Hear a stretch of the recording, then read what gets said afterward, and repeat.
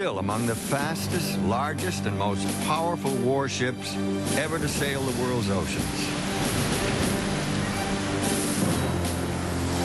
Deep inside the armored hull, men program critical data into a sophisticated central nervous system.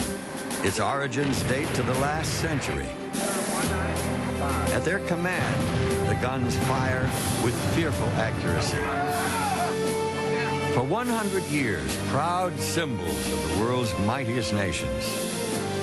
Great fighting machines that had no equal. Home to that special breed of fighting man, the battleship sailor. Victors and victims in the war at sea. On their decks have unfolded many a turning point in the history of the 20th century.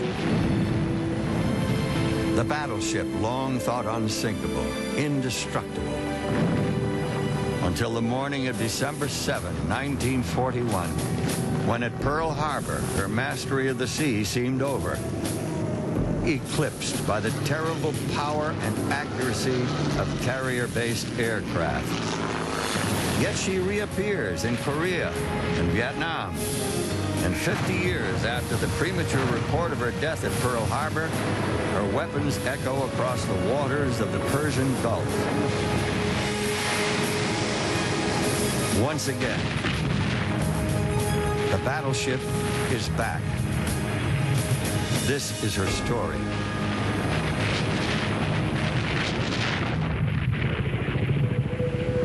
The 2nd of August, 1990. Iraq's invasion of Kuwait has been met with a swift response. A coalition of Western and Arab nations has created a massive buildup of armament in Saudi Arabia. President George Bush issues a final ultimatum to the Iraqi president: withdraw from Kuwait or face overwhelming force. As 1991 begins, the United States adds the final weapons to the coalition's arsenal. 2 of America's aging battleships will answer the call. For months, the USS Missouri has been making preparations for her 3rd war. Her firepower has been modernized as she prepares to join her sister, the battleship Wisconsin, already in the Gulf. 16 January, Iraq ignores the coalition's ultimatum. 17 January, 1:40 a.m., the crew of the Missouri is at general quarters. Tomahawk weapon system for all data database. Understand. 30. Execute launch sequence.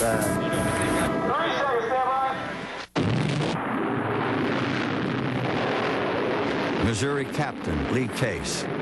The Tomahawks, of course, were the first ones launched in the war, and this was the first time that the battleship Missouri entered the modern age with modern weapons. We had never had the opportunity to fire those before, and every one of them worked as advertised.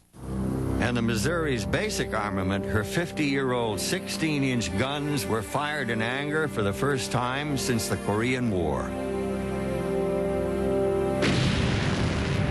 The target was the port city of Khafji, Saudi Arabia.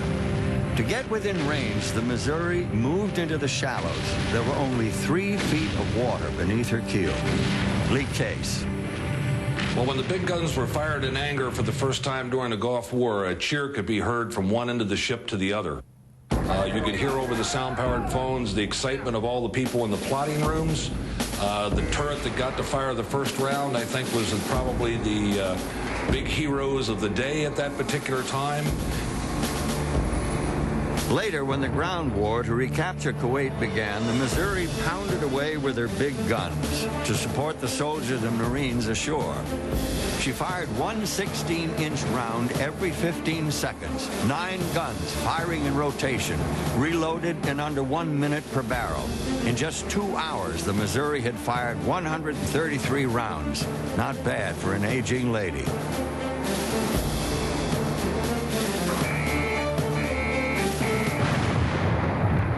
But one of the Missouri's most effective new weapons never fired a shot. The RPVs, or remotely piloted vehicles, were the Missouri's own spotters, like the battleship float planes of old. The miniature aircraft featured two camera systems, one for day, the other infrared for night viewing, when they could be most effective. The RPVs were 14 feet long, their wingspan 17 feet. Their computerized controls were operated by a pilot inside the battleship's superstructure.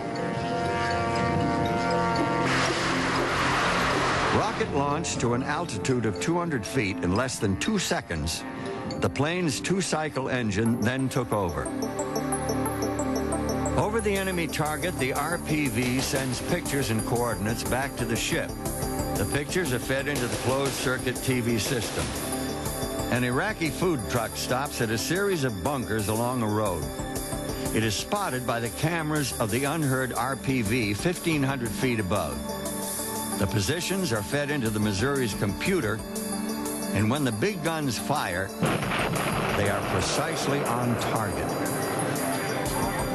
Proof positive that the 50-year-old big guns can still do their work.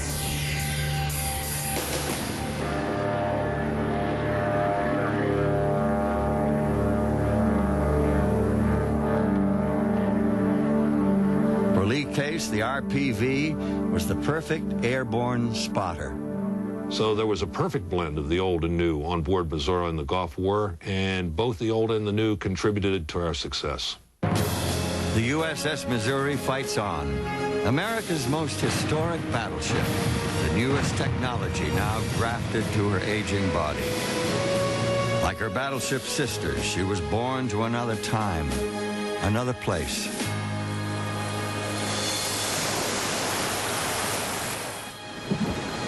Far from the Persian Gulf, off the Hawaiian island of Oahu, is the watery graveyard of another great battleship.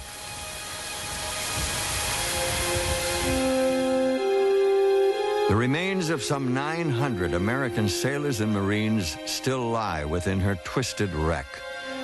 The battleship Arizona rests quietly below the peaceful waters of Pearl Harbor.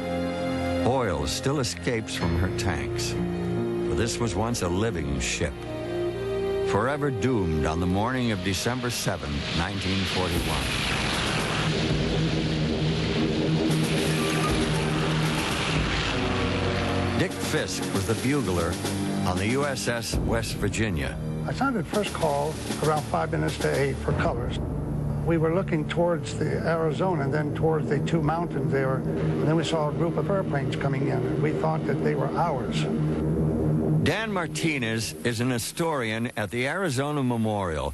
On the morning of December 7, 1941, his grandfather was finishing his night shift. He was walking to his car when the first torpedo planes roared right overhead about 150 feet in altitude. At first he thought it was just a mock battle or drill.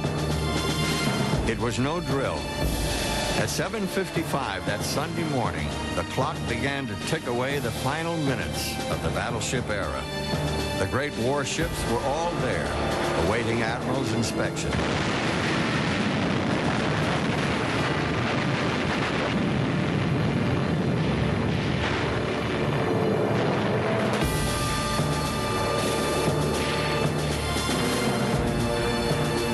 For the skilled Japanese pilots who had long practiced for this secret mission, the American battleships moored so tightly in a row were a textbook target to which they brought new and terrible weapons of war. The development of a shallow water torpedo was essential to the success of the attack. The Japanese knew that Pearl Harbor was only 45 feet deep. American commanders felt secure in Pearl Harbor. They were sure torpedoes required a depth of 100 feet before they could be effective. But they were wrong.